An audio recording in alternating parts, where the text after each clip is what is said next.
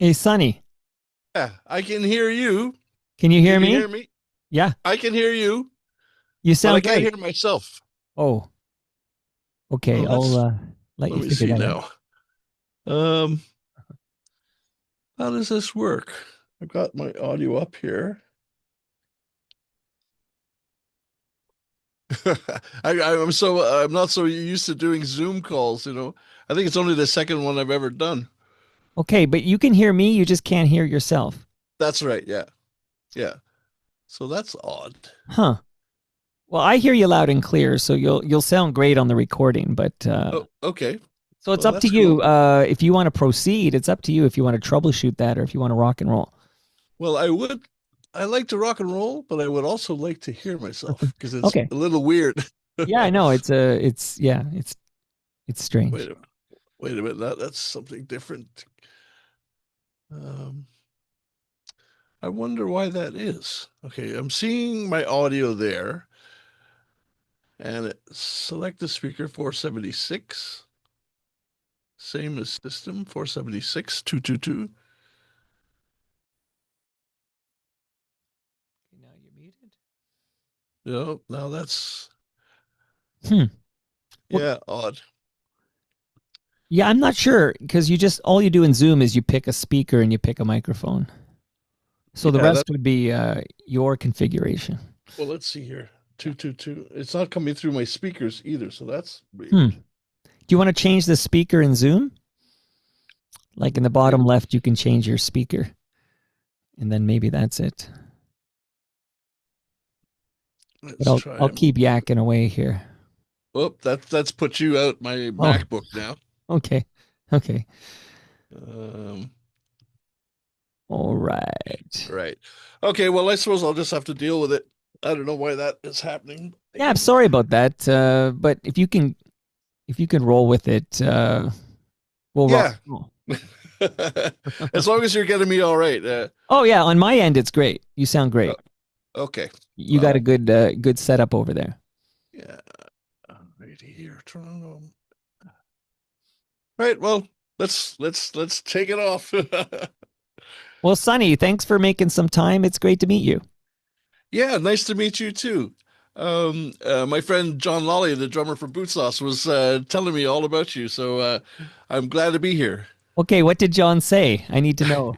He's actually what he said was, "Man, your man Mike is looking for you." And I said, "What? Looking for me? Uh-oh." Well, I got connected to John because he did some drumming for Rusty. Yeah, I think he's still playing with them now. And yeah, I think you're right. And then Jim Moore was on the program, who, by the way, living in England. We'll find out in a minute where you're hiding. But Jim Moore, I said, Jim, can you hook me up with John? I want to get John on the show. John politely declined, but said, Sonny's your guy. And I think you're my guy to dive into boot sauce. You're the boot sauce man, right? Well, I'm one of them anyway. And I'm still alive, so I guess that's good. Hey, you know what? Shout out to Ridley Funeral Home. That works in my favor. Okay, shout out to Ridley Funeral Home. There we go. So if Jim Moore is living in England now, where do we find you today, Sonny? I'm in Ireland, actually, in a little town called Kinsale, which is on the south coast of Ireland, on the very bottom, sort of like, well, I mean, the ocean is just there, basically just But out the window. how'd you end up in Ireland? My mother was living here years ago, and I came over to visit, and I met an Irish girl, and I stayed. You can't resist a good Irish girl, right? Like that's Yeah, you're done when you meet Irish women, right? yeah, it was kind of like that. My wife didn't like it very much, though. Oh, I see what you did there. Okay, that tells me you're a true rock star when that's happening, right? Lots going on Well, there. yeah, there's always stories behind the stories. Well, that's the real talk. We'll see how comfy you get if any of those spill Yeah. out. But do you mind if I ask, how is your dad doing? He's doing well. He's turning 90 on the 1st of January, so just a couple of months away now. Um, but he's doing well. He seems to be happy out, and I haven't spoken to him in a couple of weeks, but he texted me or sent me an email about some crazy thing he was looking at on YouTube. So we were in contact all the time. But yeah, and he's still in Montreal as well. Okay, I thought maybe he was in Hamilton. No, no, no, no. He was born in Hamilton, but Okay. yeah, I don't think he's lived in Hamilton since he was like a teenager or something. Okay, note to Rosie Gray Teo. We have an edit to make on the Sonny Greenwich senior Wikipedia page, which thinks he's living in Hamilton. No, no, he's in Montreal. He's been in Montreal. I mean, I was born in Toronto, but I grew up in Montreal. So I mean, it's been Montreal the whole time, pretty much. Okay, so we're going to get into it, but for those who are the ignorant, just let the people know who's your dad. I mean, your dad's a big deal. Yeah, well, a jazz guitar player, Sonny Greenwich, and he would have been sort of considered, I guess, the Canadian Miles Davis type, with the sort of avant-garde jazz thing and that sort of business, I mean, he's you know. got the member. He's a member of the Order of Canada. Like he's a big effing Yes. deal. Yeah, yeah, yeah. It's amazing and incredible. Yeah. When are you getting your Order of Canada? Well, I've been thinking about it for quite a while. No, actually, I don't think I've done anything special enough to get one. And also, I've been living out of Canada for 30 years. So, I mean, I've been in Ireland for well, since 97, I guess. Well, that won't work against you because Wayne Gretzky has been living out of Canada since '88. Really? Really? Yeah. Wow. So, Sonny, look. So we've established you've got the pedigree. Like your dad, he's a legendary guitarist, a jazz musician. He's received the Canadian Jazz Master Award. So, like, I'm curious in your introduction to music before we build our way to Bootsauce, but it sounds like it was in your blood. Yeah, kind of. There was always music on around the house and always great music. Not always jazz even. So, I mean, a lot of things like Stevie Wonder, the Beatles, that sort of thing. A lot of classical stuff too, Stravinsky mostly, that sort of thing.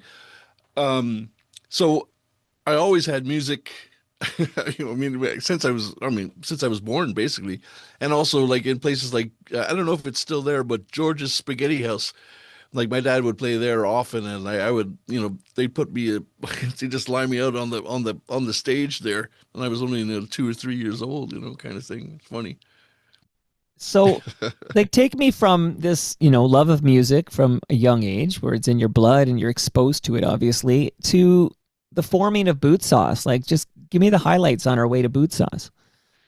Yeah, well, I was in a band called Dog Food, which then turned into Dog Star, and not the one with your man. Keanu uh, Reeves. yeah, because he's a little bit younger than I am.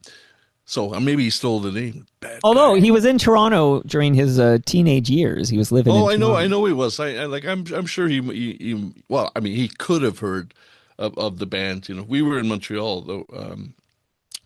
But anyway, so that's basically what I was doing, and I had moved to Paris actually, and I was living in Paris for a few years, and I was just passing through Montreal actually.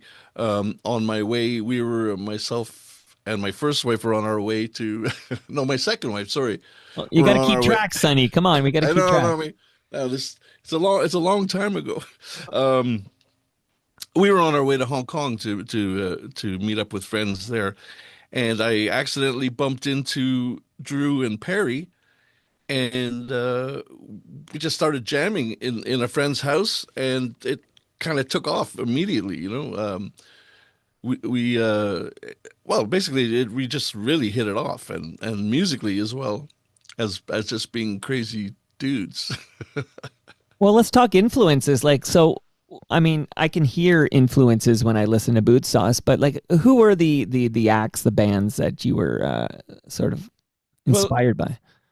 I mean, initially, I think it would have been the Chili Peppers, but sort of before the blood sugar sex magic Well, like stuff. I mean, Mother's Milk stuff. yeah, more when they were kind of a dance band, you know, and they we were probably one of the first band, well, probably one of the first bands in Canada anyway to use samplers and sequencers and all that kind of stuff live as well as in the music. So it was kind of a mix because we kind of liked the dance music stuff, and it was great fun hitting the samplers and getting these great grooves going.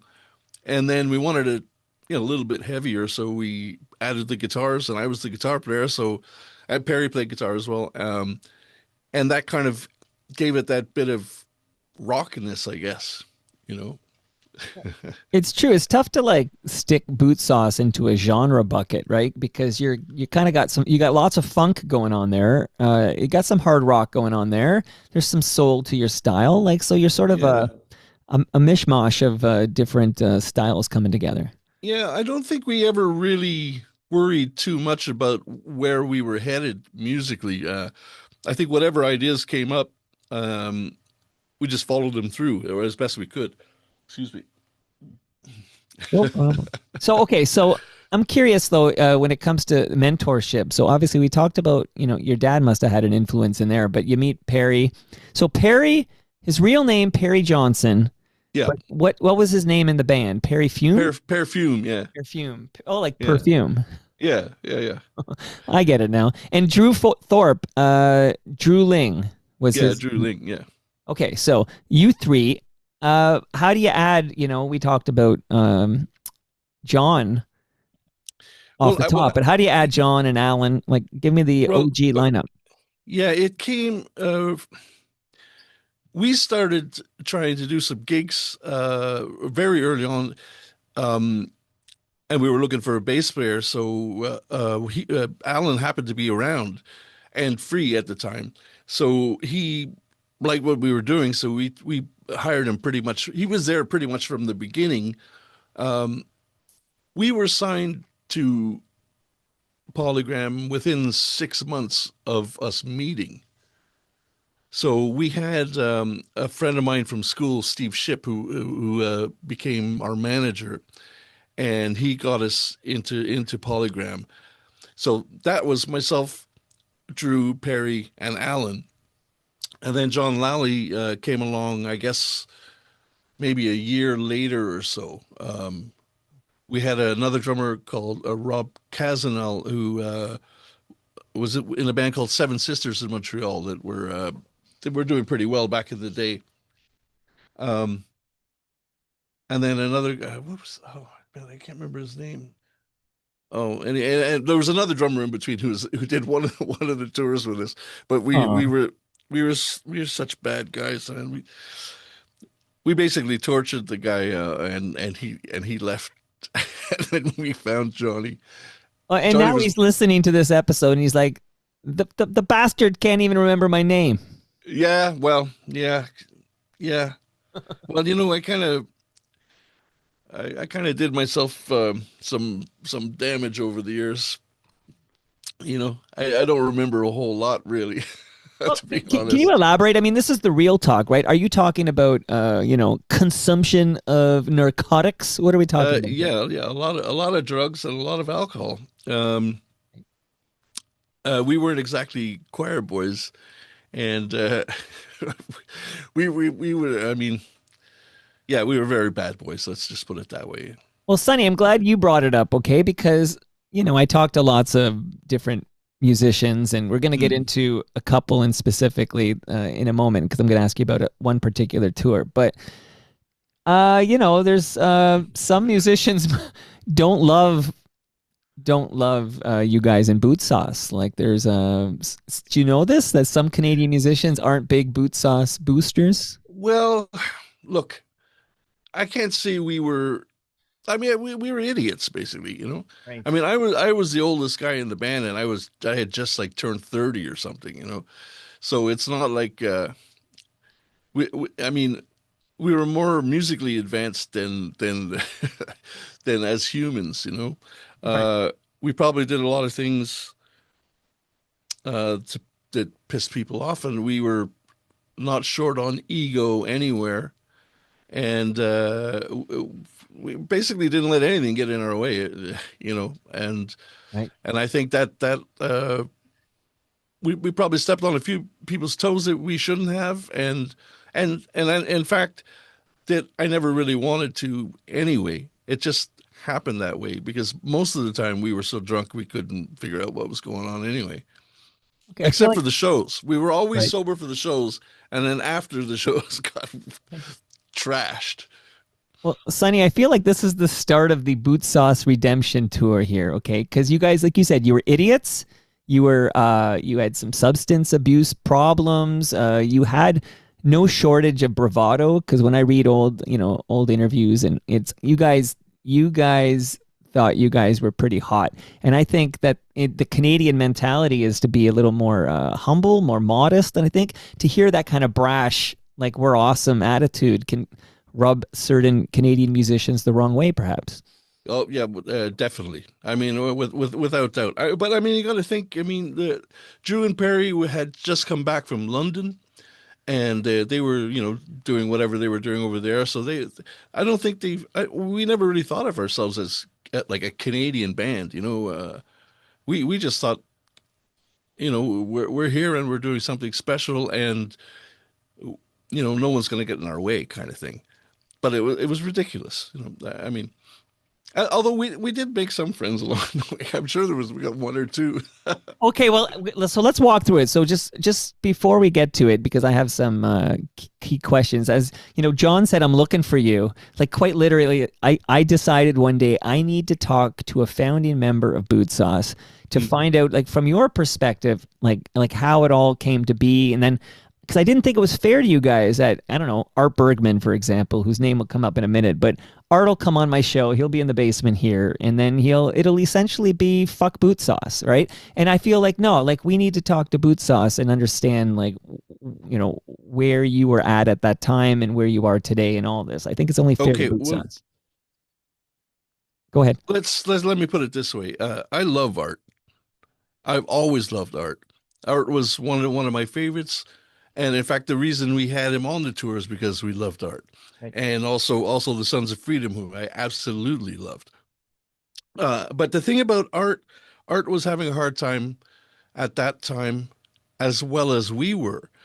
And the problem, we had management that basically would not let us do anything to help anyone. Like, for instance, to help art. I mean, a couple of times um, he was having problems getting from one town to the next. And the tour manager just said, no, wait, he's not getting on our bus. Forget it. It's not happening, you know? And I mean, we got the blame for it, but the problem really didn't stem from us. I don't think why would we care if Art got on the bus with us? I mean, we had great fun with Art. I loved Art, still to this day. I mean, it kind of makes me kind of sad to think that he might think that I don't like him. Well, here's how I understand it, having talked to Art a couple of times about Mm. this. So, okay, so for those, we are skipping ahead, but we'll go back and go forward like a good Tarantino movie here. Okay, but this tour was called the Big Bad and Groovy Tour. Yep.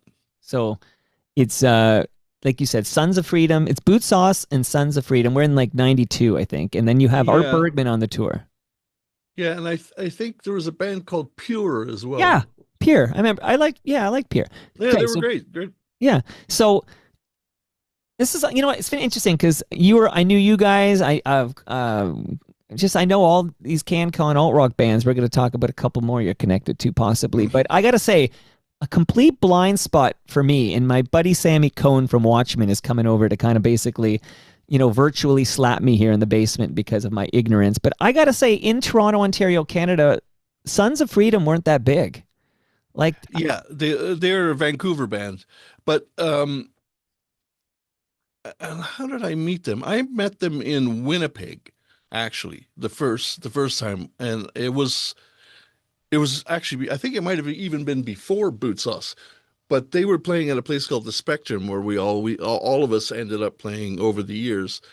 And I saw them and I said, "Holy smoke, I love these guys." They were just the the heaviest and the greatest. I just love them. I still have them rocking here in the studio Yeah. often, Well, to that's this where day. Sammy's from, so that makes sense. Like Sammy and Yeah. the Watchmen, they're from Winnipeg, and Yeah, well, but they're from Vancouver, the the Sons of Sons of Freedom. Freedom, right? But I Yeah, guess when you get west of Ontario, that's where I don't know. You got to get west of yeah. Well, Ontario. I mean, yeah, it's sort of like we went out on tour. The first big tour we did was opening for 5440, and 5440. I mean, I had never heard of them uh, in Montreal, Wow. but they were Yeah. massive in Vancouver. I mean, even in Toronto, I think Yeah. they were just starting to break Toronto at that point. Well, Much You know. Music was a big driver too, right? So we had in Toronto, anyways, at that time, we'd have 102.1 The Edge, and Mm. that was the radio station for that kind of alt rock CanCon stuff. And then we had Much Music, and between the two, 5440 absolutely had a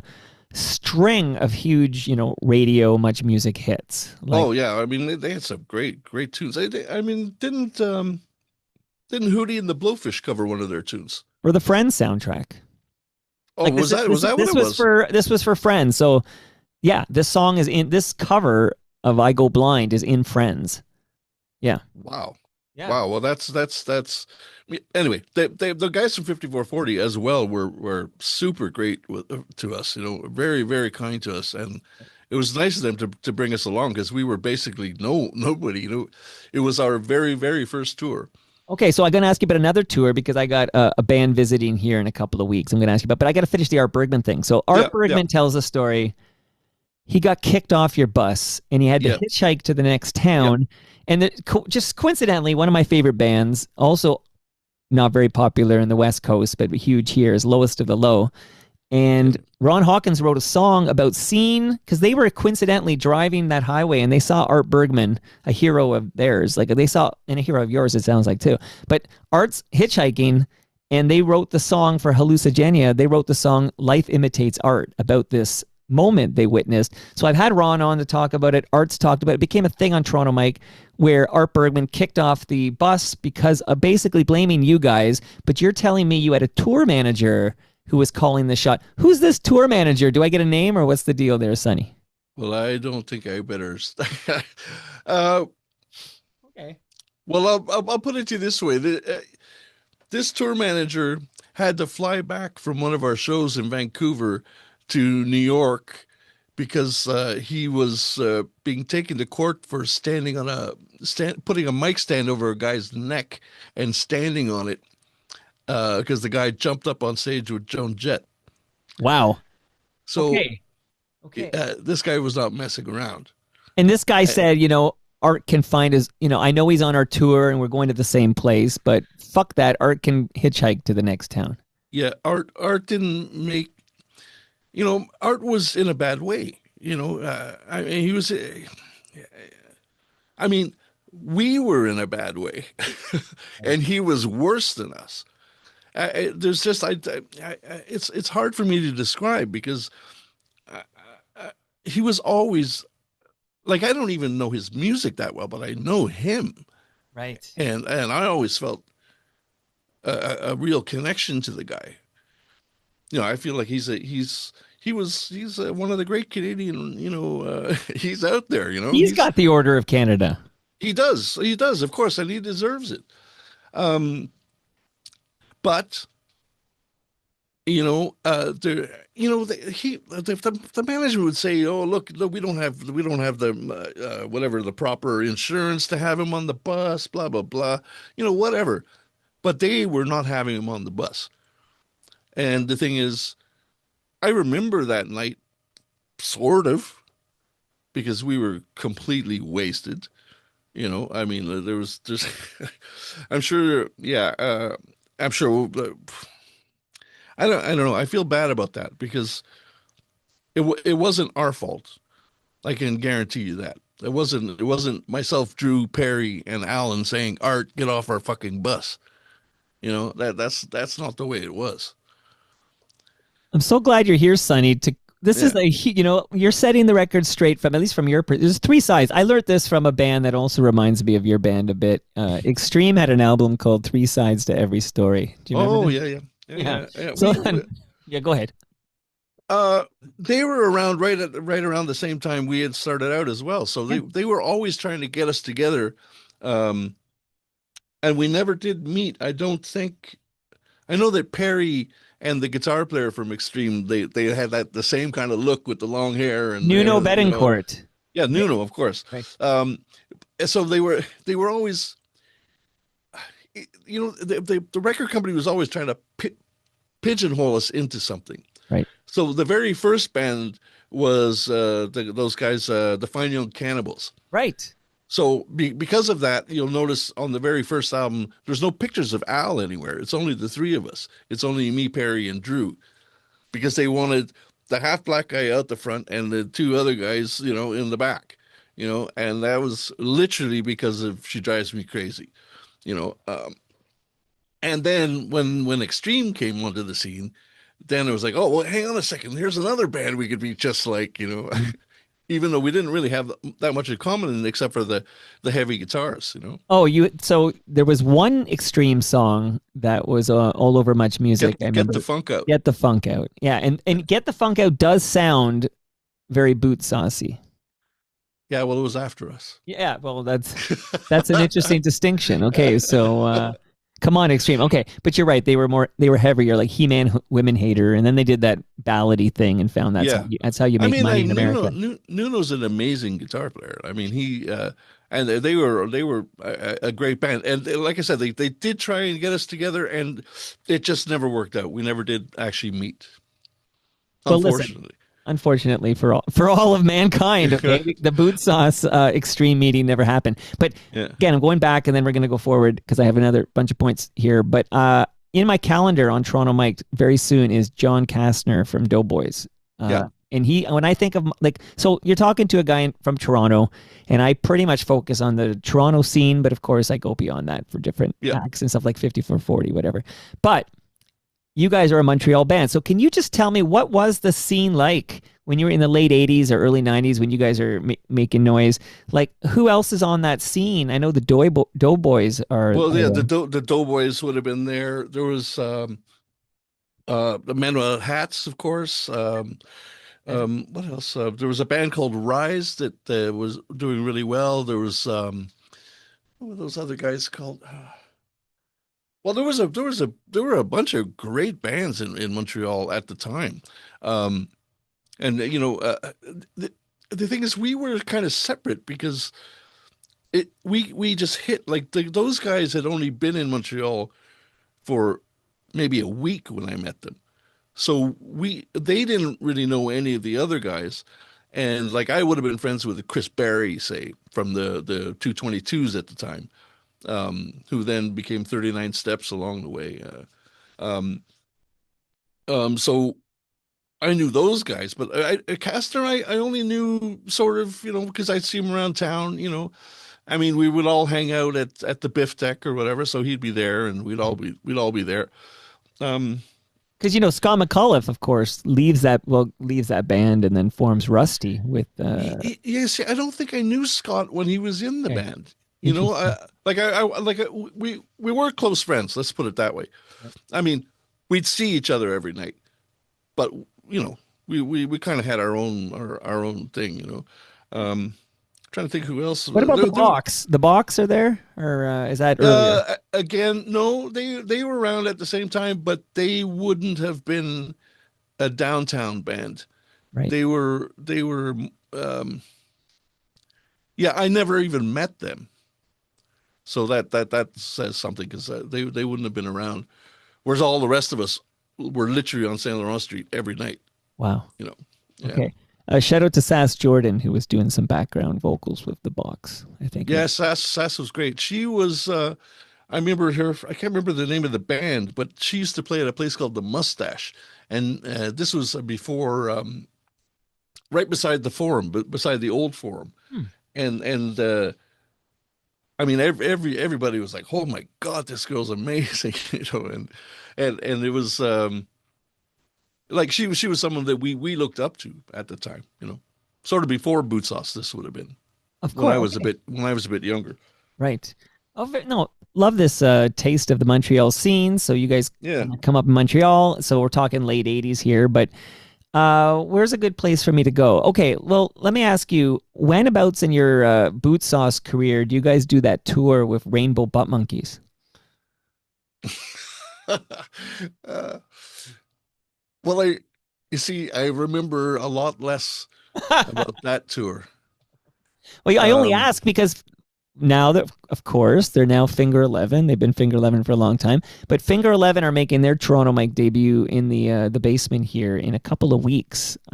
They got some new music they're going to be promoting. We're going to talk about Rainbow Butt Monkeys, and then I was reading. I'm doing my homework. I'm doing my homework on yeah, Boot yeah, Sauce, yeah. and I'm reading about this. And the names are kind of funny, right? Like Boot Sauce and Rainbow Uh, Butt Monkeys. Like well, it's very I can tell you, like they were on the same label as us, so that's how we got put together for this tour. Um, I'm trying to think who else was. There was other people around, but I mean, like the Rainbow, they were younger than us. So let's say if I right. was early 30s, they would have been sort of early 20s. So we didn't mix that much. Although we did meet them obviously, and we had fun together. But um, like I said, I seriously damaged myself those years. Well, it's part of your story now, Sonny. It's part of your Yeah, story. well, yeah, I wish. Yeah, well, I mean, I guess I don't have any regrets. So, um, but well, maybe I don't want Art to hate me. I Well, you know what? I really can don't I can like that. broker I can broker a peace accord here. Like that could be my Yeah. role in all of this. I'll bring Boot Sauce and Art Bergman back together and make Yeah. the peace. Okay. Yeah, well, I mean, you could try making peace with the guys from Bootsauce too, between us. Well, that's what this is here. I want to learn Yeah, more yeah, about Boot Sauce. Okay, because so let's talk about the hot chocolate cover. Okay, yeah, so I think that I will say I can safely tell you the first Boot Sauce song I ever hear is "Everyone's a Winner." yeah. And of Um, course, was there anything before Everyone's a Winner that a guy in Toronto listening to 102.1 The uh, Edge and s- watching much music would know? I think Scratching the Hole was the first. Um, I'm pretty sure Scratching the Hole was the first video that we did, Okay. and I think Everyone's a Winner was either the second or third, something like that. And it was I basically Perry just loved that riff. The main riff. And yeah, and so and we had I think we kind of even back and forth to whether or not we do the other song, what's the other one of theirs? Um Oh, yeah. I I'll get it for you. can't I'll get it for you while you keep talking here. I'll get it for you. yeah, so it was a You toss up. sexy thing. Yeah, I use sexy thing. Yeah. So it was kind of a toss up because we loved those kind of crazy riffs and the funky stuff. And uh, so I think it was Perry that brought it up initially. At least I think that's it. But it came up somewhere along the way that we needed to do a cover to try and, get ourselves more noticed, let's say, because it was kind of the thing that everyone did at the time. And I suppose people still do it. Um, Well, you're right and though. Just on that note, like the first Poison song a lot of people heard was that "Smoking in the Boys' Room" or was that Motley Crue? oh, But oh no, but well, Smoking in the Boys' Room was a hit when I was in high school. was that Motley Crue? No, no, I'm saying the original band, Okay, yeah, yeah. But I remember, like, this was a move, like you said, this was a move for these rock bands to release a the cover cover stuff. to get Yep, exposure. yep, for sure. Oh, It your was mama don't dance. Okay, so okay. I believe Motley Crue covered "Smoking in the Boys' Room," and then I think Poison covered "Your Mama Don't Dance," and it could be the other way around. I have to Google it. yeah, yeah. Either way, yes, of course. I mean, we probably had more in common with Motley Crue in terms of the self-destruction, Right, right. you know, because they like to party, and I suppose we were the Canadian partiers uh, in the same vein as them, let's say. Well, you're still here, Sonny. I'll just give you props right off the top. You sound coherent. You sound I haven't looked at your medical records. I'm still waiting for them to be couriered over, but Yeah, you yeah, sound healthy. Like you're a survivor. Here you are in 2025. yeah, absolutely. Well, I've been off. I haven't had a drink in 9 years, Good for you, man.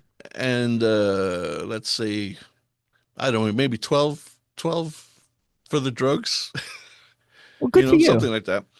Yeah, yeah, absolutely. But look, I'm not here to preach to anyone, but my life has certainly gotten better since I quit drinking. You know, Okay. Well, it's you got to drink everything in moderation. If you have a problem, it may be best for you to yeah. stop partaking at all. Oh, yeah, absolutely. And the thing is that, I mean, even over here in Ireland, I was still gigging the whole time, so I'd be out every night. So the booze was right there in front of me. The drugs are not as big a deal here, really. Um, you can get it if you really look, but it's the booze, obviously, in Ireland, of Well, course. yeah, all the Guinness. Yeah, like send an alcoholic to get off the booze to Ireland. Like, look, my people come from Ireland, and I can Yeah. tell you, yeah, alcohol is the Oh, drug of choice. you don't have to tell me. I can look out my window and see it. Oh my goodness. Okay, by the way, I don't want to bury the lead here. I feel like this is a big deal. You won a Juno Award for Everyone's a Winner. Really? Yeah, like I feel like you in 90, yeah, well, I was going to ask you where it is, but it sounds like I'm breaking news to you. But in 1992, it was Best Dance Recording. Oh, yes, of course. Yeah. No, because we had been up for best new band or something, whatever that one is. Right. And that's right. So I guess the Juno was it's in my sister's basement. So I don't actually have it with me. Um wow, I forgot that's what it was Yeah, for. you Yeah. won. So just yeah, you're right. You were nominated for Most Promising Group. I guess you Yeah, don't and remember who beat you for that in 91, do you? no. Okay, because No, I I would don't. say fuck them is what I would say. Okay, we got to find out who they Well, are. well, hang on a second. Well, you don't remember them either, so like it's kind of, it's kind of a curse that thing, Well, the you're right. In best fact, new I'm going to band. go in now in real time. I'm good. Oh, you know who it was? Oh no, that was Oh, Entertainer of the Year. I know. Entertainer of the Year that year was the Tragically Hip, but that's not best most that's not newcomer. Okay. The winner was oh, wait a minute here. So they have most promising male vocalist. The most promising group. Oh my goodness, it's funny because I just did a deep dive into this group last week with Laura Hubert. It's Leslie Spit Trio was the most promising group, and you were yeah. nominated with some pretty good competition here. So I Leslie, remember the Leslie Smith trio. They were good, as I remember. yeah, so Yeah. the singer was in this basement last week. We had a great chat, and you were nominated with Crash Vegas, who I've had just Wow. had Colin Cripps over, and I've had Michelle Wow. McAdory over. National Velvet and Spirit of the West. Rest in peace, John Mann. What what's the story there? Sorry. Well, I that was the nominees for most no, but promising no, group. no, wait, no, Oh, but you well, John you Mann said rest passed in away. peace. Yeah, he passed away because he had, I believe, he had Alzheimer's, Oh, no and then he way. died very, very young. Sort of around the time Gord Downey was dying. We lost some great. I didn't know that at all. I mean, I've been out of the scene for a long time. I didn't know that. Wow. Yeah, I'm sorry to break that Wow. news to you, Wow, but yeah, that's a surprise. But and it's yeah, funny we because like go we ahead. kind of knew all of those guys, because we were all touring around at the same time. What was the singer's name from National Velvet? Oh, she shares a name. Okay, so Is hold it on. Holly? Was it Let's. Holly? I will tell you right now that you're thinking of Maria Del Mar, Oh my who God. shares a name. There's two Maria Del Mars, and Yes. I don't think they like being confused for one another. Yeah. Well, the Maria that I know was a absolute party animal as well, and we got on like a house on fire. Right. Right. Okay, that explains Yeah. Sex Gorilla. That, Yeah, yeah. Yeah, yeah. We had fun together. Well, I mean, in fact, we had fun with most of the bands that we met up with along the way. It's just that we were kind of corralled from everybody by our management, and I remember it happened somewhere else where like our manager made everyone leave the backstage when we were getting ready for a gig. And we were like, well, like, what are you talking about? Why do they, what are you doing? Like crazy stuff like that would happen to us. And of course, we, being in the band, got the brunt of the anger for that kind of 100%. Of stuff. course, nobody's. I don't even. You won't name this person, but Well, Elliot Saltzman. Okay, so Elliot, it should be instead of fuck Bootsauce, so you should be changing it to fuck Elliot Saltzman. or Steve Shipp, or he was our actual manager. Okay. So Elliot just followed orders But what from was the Steve. strategy here that you need to be a big band in the world? You got to act like your shit doesn't stink and you're better than everybody Yeah, else. Like, was that the yeah. strategy? I think that was it. And I mean that was yeah, pretty much. Yeah, I'd say that's exactly the strategy. And like today, that seems like craziness, but in Yeah. those days, I mean, like for instance, Bowie would tour, with limousines and everything else, and he was selling no records. It was hardly doing anything in terms of selling tickets to concerts, but gave such an impression that he was massive that he actually became massive. You know what I mean? He was the classic guy that started that thing up, and his management. So I think people were I don't think any of us knew what was going on, to be honest. And also, of course, Elliot was Joan Jett's right hand man, and Kenny Laguna, who was also and is still Joan's manager, was also helping manage us for a time. So they were trying to kind of put this huge engine onto us that didn't really fit well in Canada, where everyone knows each other. You know what I mean? Like Brad Downey, but excuse me, the Tragically Hip guys would bring us beers on tour. Like we were sat in where we were in Boston one night, and then these guys come walking up, and like, who are these dudes? And they have a case of Molson Canadian, drop it right poof Wow. on the stage in front of us. Like what the heck? Like how did that happen? And it was them. So then from then on, we would drop cases of beers for them when we'd see, okay, they're going to be here like a couple of weeks after us or days after us. So we'd do this back and forth for years. It's funny, you know. They lent us gear one time when our gear got either stolen or broken down or something in Kingston. Uh, they were always great to us. And in fact, I've seen a couple of the guys here in Kinsale because they like to golf, and Kinsale's got one of the nicest golf courses in the world here. So I have seen them a couple times over the years, the last 30 years, I mean. Sure. Yeah. It's interesting how a band's reputation can stick around. Here we are in 2025, and because of management's decisions, for whatever reason, there is amongst some musicians in this country, there's a negative thought about Bootsauce. Meanwhile, and I've been doing this 1,700 whatever times.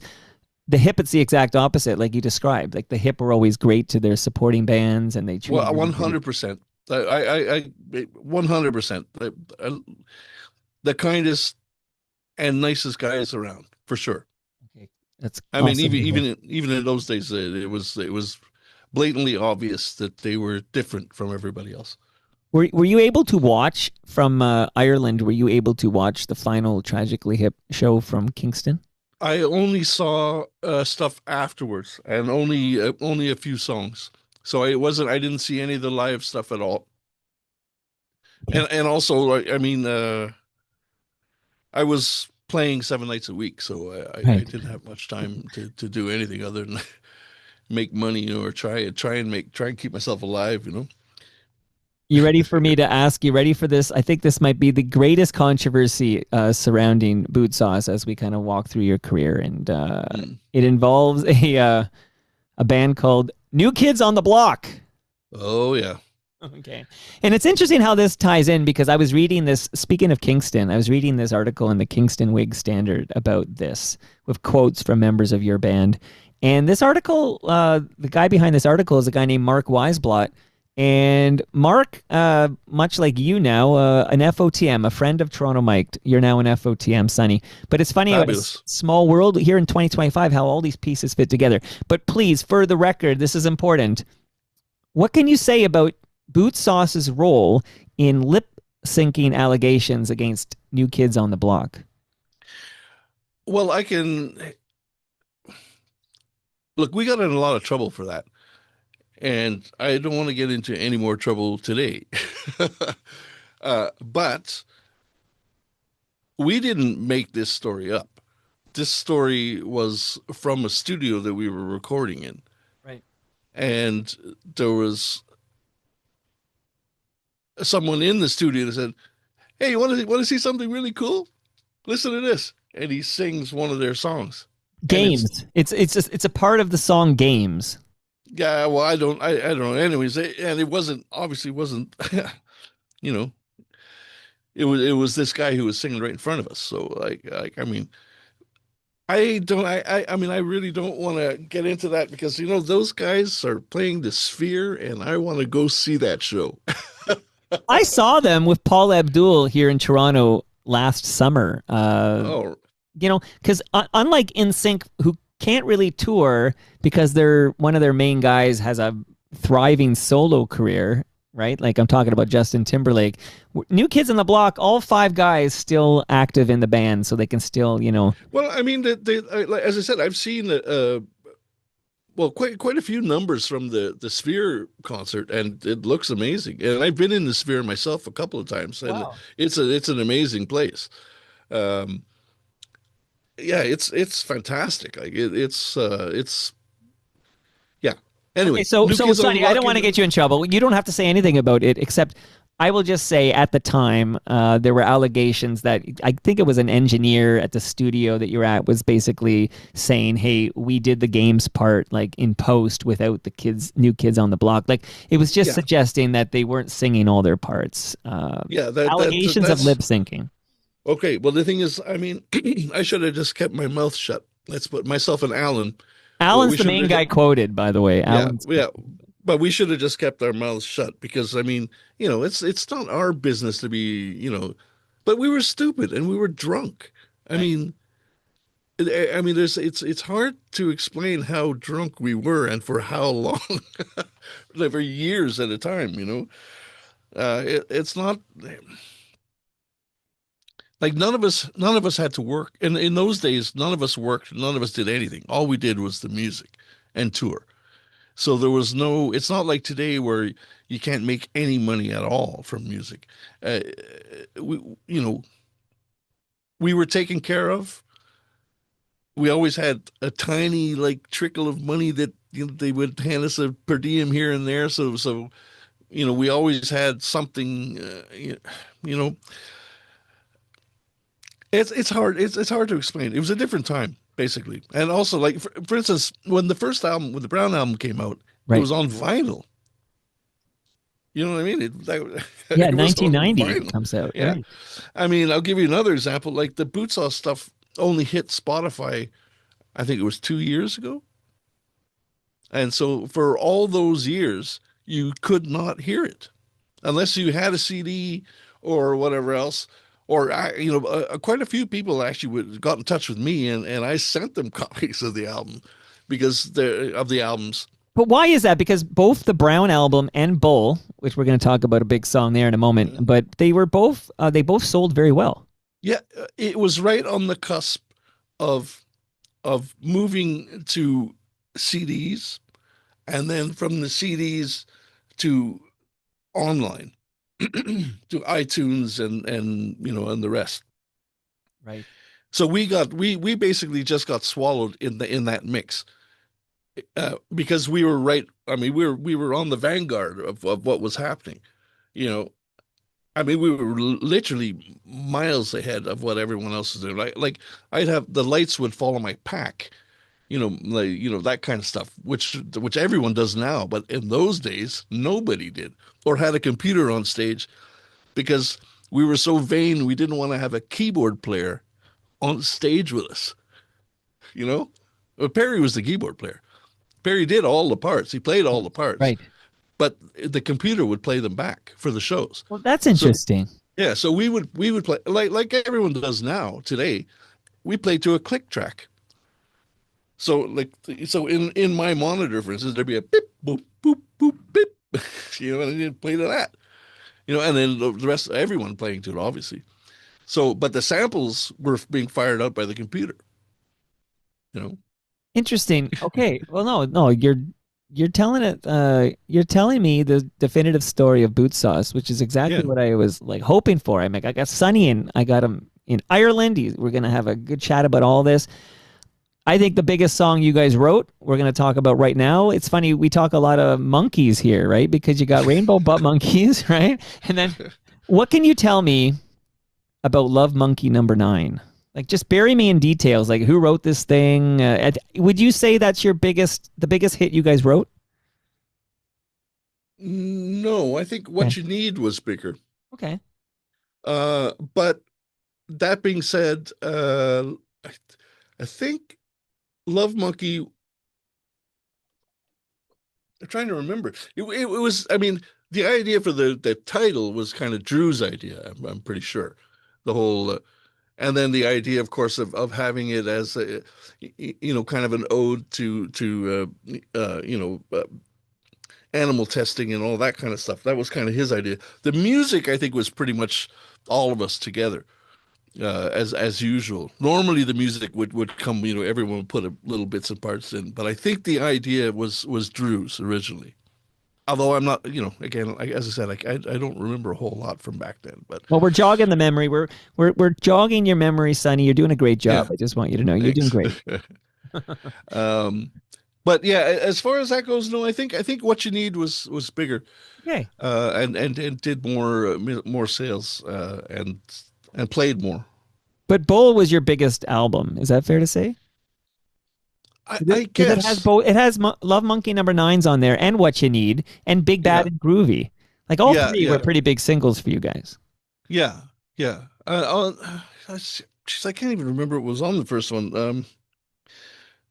But Everyone's a Winner was on the first one, so that was, Yes. Yes. and also Scratching the Hole, which was pretty big too. I mean, that was the one that got us onto Much Music first. Okay. Um, um, yeah, I have a hard time remembering, but yeah. And I want to shout out a guest vocalist on your song "Hold Tight," which is on Bull. Mm. Some guy Yeah, named Lemmy. some guy named Lemmy. Yeah, Lemmy. Yeah. Well, this was actually at the same studio where that other situation happened. Uh, I think it was like the Monsters of Rock or one of these kind of tours that was coming through, and there was a hurricane or something was coming up, and everyone had to. Anyway, the show was canceled, and we were in Rhode Island. Anyway, the big show was canceled, so we just said, "Hey, let's go hit the alcohol shop next door, get all the booze we can get, and get all these guys down there." So Lemmy was on it. The Wizzo was on the record. The guy from Metal Church sang on one of the songs as well. So it was just a huge party in the studio, and whoever we could grab, we would grab and bring him in and get him to record something. You know, that's how that happened. So out of the gates, you got the Brown album. We're in 1990. But here's what I find interesting here. And Sonny, you've been great. And I think I probably Yeah. said I need an hour, and I'm gonna maybe leak over an hour. But you can always leave the Zoom, and then I'll just say fuck boot sauce. Okay. So, all right. So 1990, the Brown album. That's Next Plateau Records Well, in the States, in the states. Okay. in the Who was States, it here? it was in Polygram here, Polygram here. Okay, that makes and it sense. was Okay. it was also we were also on island. Yeah, because In Bull is on Island Records, right? Yeah, yeah, but in Canada, it was always Always. Polygram. Got you, and that's why all the EPs. Okay, so because Sleeping Booty is Vertigo Records in the states. Yeah, you see, yeah, Yeah. I don't. All right, so how about Sonny? You got these bangers here. How is Boot Sauce received outside of Canada? With much skepticism. I said, man, I was in this band. It was great. You would have loved it. And you say, yeah, yeah, whatever. Old man, you know. Oh yeah. But we did quite well because we did play. We did Wembley with the Cult, and we did a bunch of gigs with the Cult around Europe. Well, around the UK and Ireland, actually. So I played in Ireland before actually moving here, funnily enough.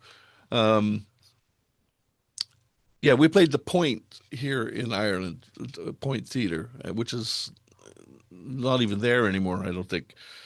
Well, no, I know it's not there anymore. I can't remember what it's called now, though, because I live like so far from Dublin. It's actually harder for me to get to Dublin than it is to get to like Paris or whatever. It's Interesting. funny. Yeah. Yeah, because Ireland is tiny, and there's no flights between Cork and Dublin anymore. There used to be, so it used to be easy to get back and forth. So this it's either the train or the bus now, or drive. You don't have a Bootsauce helicopter? No. Yeah, I wish. Okay, so I'm just wondering why it comes to an end because it feels like you had a lot of obviously you had a lot of bravado and then you had this funky sound which was very Chili Peppers esque, if you will, and we talked about how that sound in the early '90s and why does it come to an end for Bootsauce? Yeah, it's funny. It just kind of fizzled out. More than anything,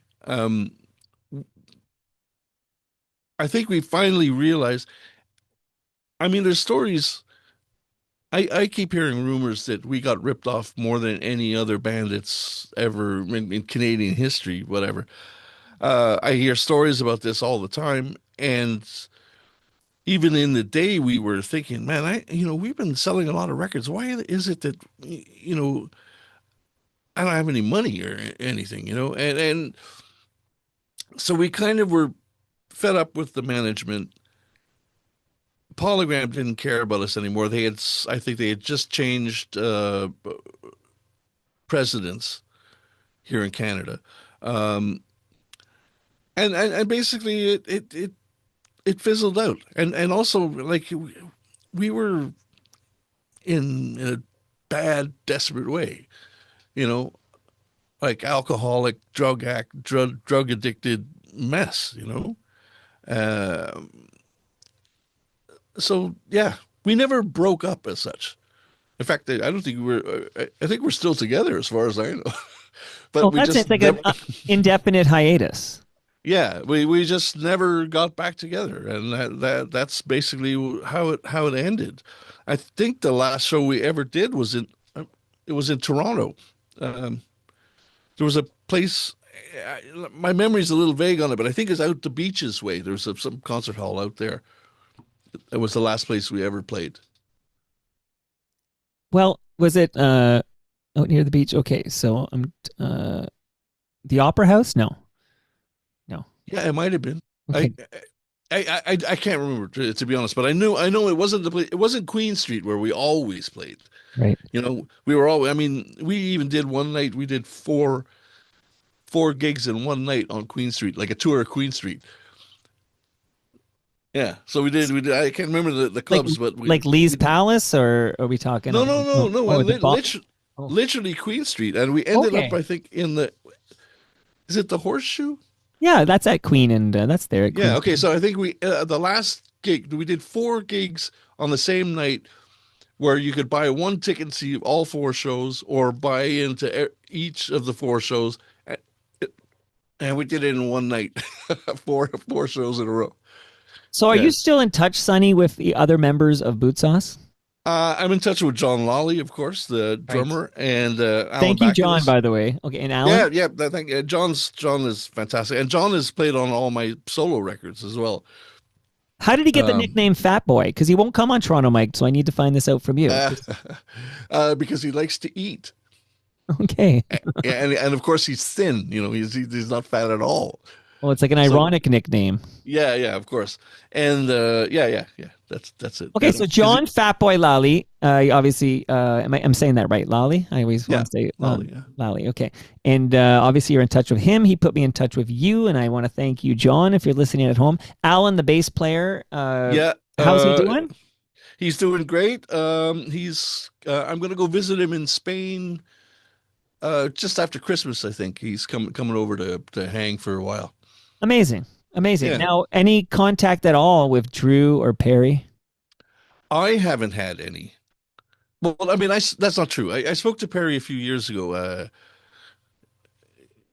Yeah, I spoke to Perry a few years ago. But Drew, I haven't spoken to. Although Al has spoken to him, and I think John has spoken to him too.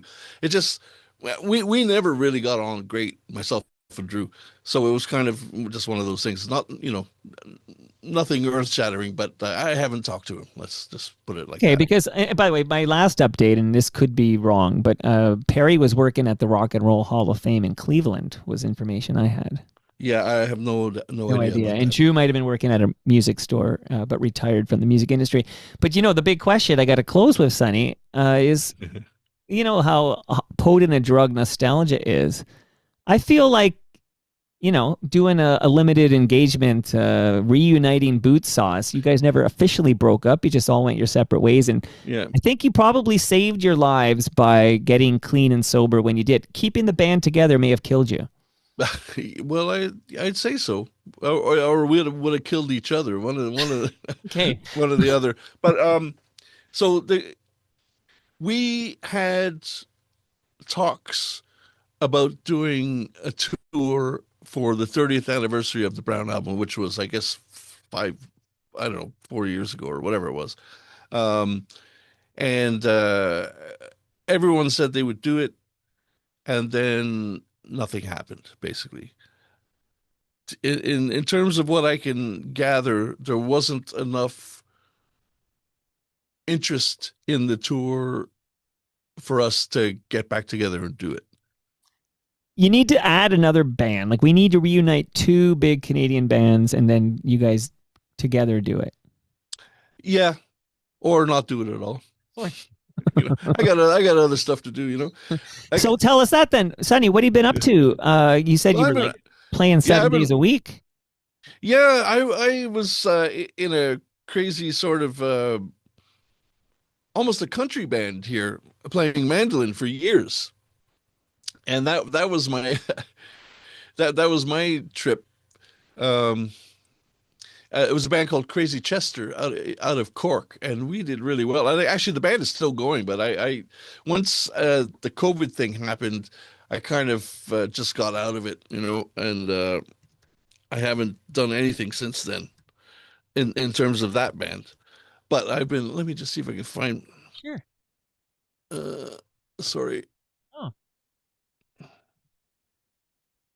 Sonny. Do people Yeah. sing that to you every time they meet you? Sonny. Well, it happens often enough. But so I have three albums of on my own, my solo albums, which are sort of a jazz thing, and that all started from COVID. So once the COVID thing hit, I quit the cover country band thing and started kind of recording jazz stuff, which is what these records are.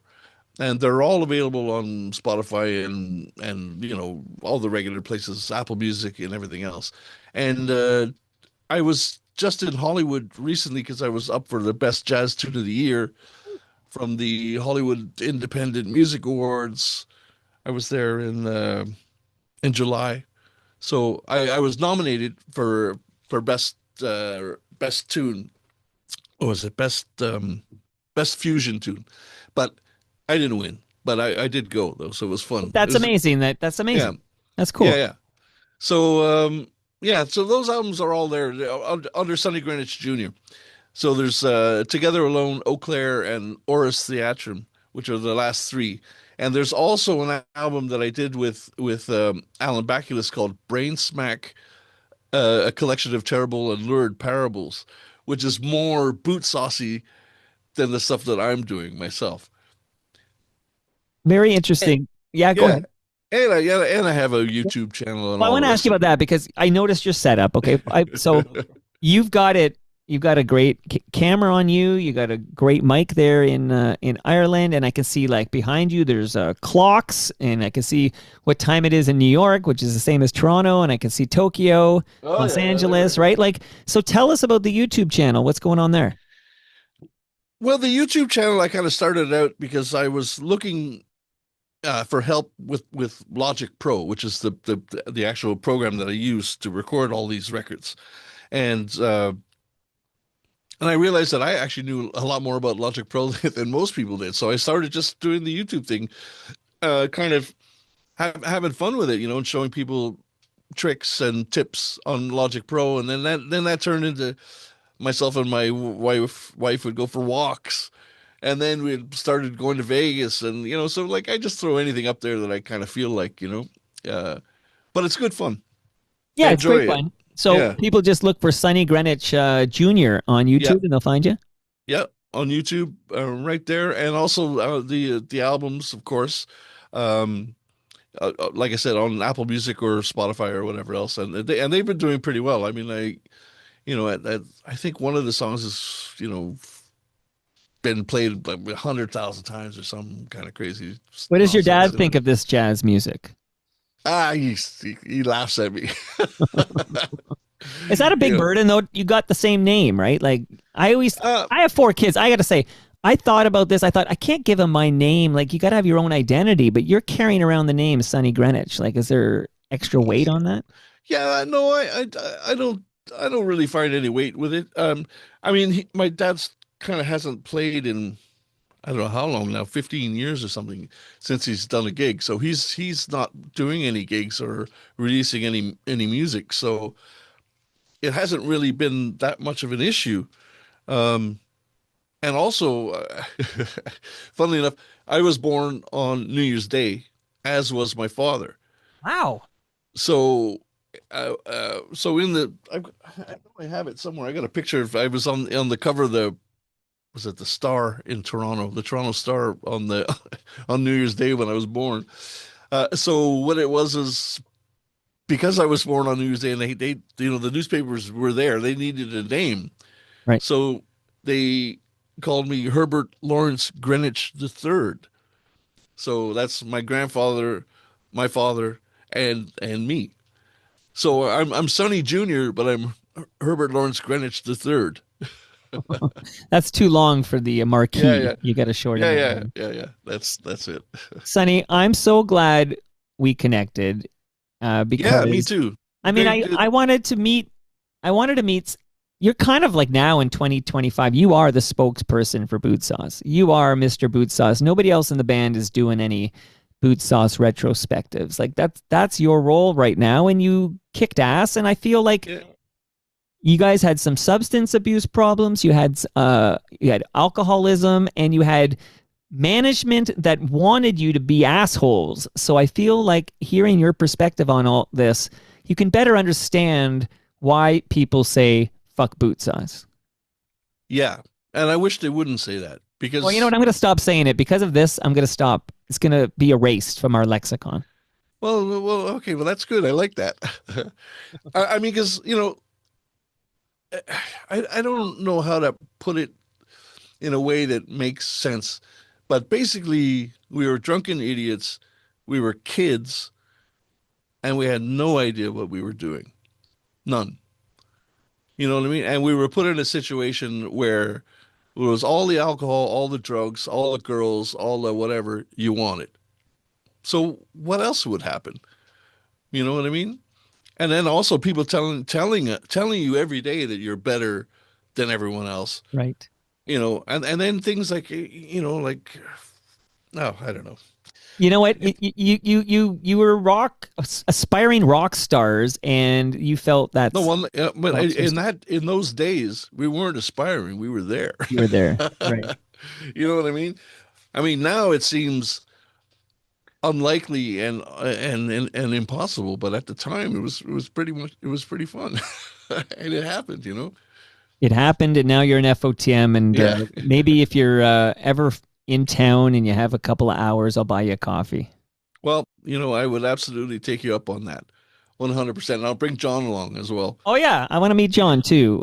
Yeah, he's around town. He lives Yeah, somewhere out to Danforth or something. So he's there. It's not like you know he's he's there. he's yeah That's why he's I there. invited him over because I'm like, I know where he is because I follow him on Instagram, and that's why I said, oh, he can make because I'm in South Etobicoke, but he can make the trek Oh yeah, over here. And yeah, yeah. he passed me over to Sunny, and I'm glad he did that, and we had a great chat. So thank you, Sunny.